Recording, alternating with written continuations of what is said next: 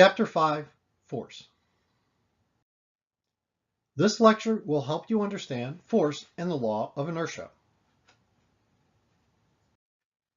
What is a force? A force is a push or a pull. A force acts on an object. Pushes and pulls are applied to something. And from an object's perspective, it has a force exerted on it. A force requires an agent, something that acts or exerts power. If you throw a ball, your hand is the agent, or cause of the force exerted on the ball. A force also is a vector, which means to quantify a push or a pull, we need to specify both magnitude and a direction. Contact forces are forces that act on an object by touching it at a point of contact. The bat must touch the ball to hit it. Long-range forces are forces that act on an object without physical contact. A coffee cup released from your hand is pulled to the earth by the long-range force of gravity. We will encounter several types of forces. Gravity, a long-range force. Tension is a pulling force transmitted by means of a string, cable, or chain.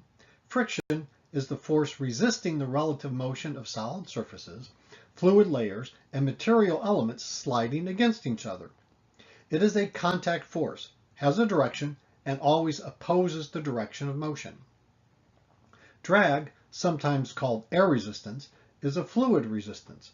This acts opposite the direction of motion or any object moving with respect to a surrounding fluid. Force is measured in units of pounds or newtons. 1 newton is defined to be 1 kilogram times a meter per second squared.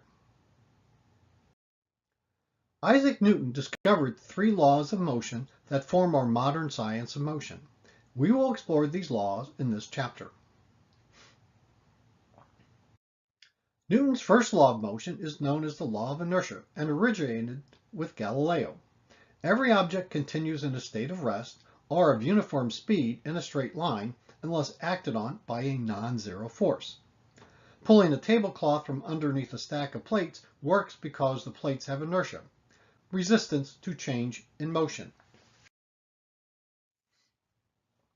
Inertia is the tendency of an object to resist change in its velocity, whether in motion or motionless.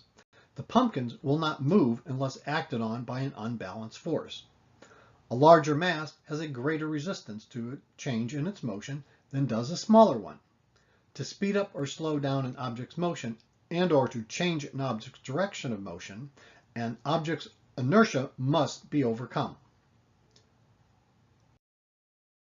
Unless acted upon by an unbalanced force, the golf ball would sit on the tee forever.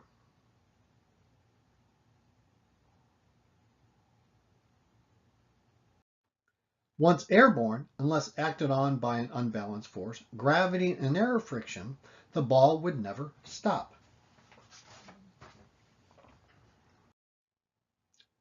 Inertia is measured by measuring mass. Mass is the quantity of matter of which a body is composed, a measure of the amount of stuff in an object. Mass is also a direct measure of a body's resistance to change in linear motion. It is more difficult to change the motion of a large object than a small object. So it is more difficult to change the motion of a large mass versus a small mass. A sheet of paper can be quickly withdrawn from under a soft drink can without the can toppling because A, gravity pulls harder on the can than on the paper, the can has weight, the can has inertia, none of the above. Well, of course, the can has inertia. If an object has mass, it has inertia. If you swing a stone overhead in a horizontal circle and the string breaks, the tendency of the stone is to follow a curved path, a straight line path, a spiral path, or a vertical path. Answer is a straight line path. Once the force of tension of the rope is removed, the stone will move in a straight line. These are several examples of inertia. A coin on a paper above a glass will drop straight down because of the inertia. A hammerhead is tightened on the handle as you hit it on the table because of inertia. The hammer head will keep moving until the force stops it. Two strings are tied to a weight as shown in the figure. If you pull slowly, the top string breaks. The weight and the force of your pull add together and exceed the breaking point of the top string. Pull quickly and the inertia of the ball resists motion and the bottom string breaks. In a car, when the brakes are applied, the rapid deceleration is sensed by the driver, who lurches forward. It is also an example of Newton's second law, because no force stops the driver while the brakes stop the vehicle.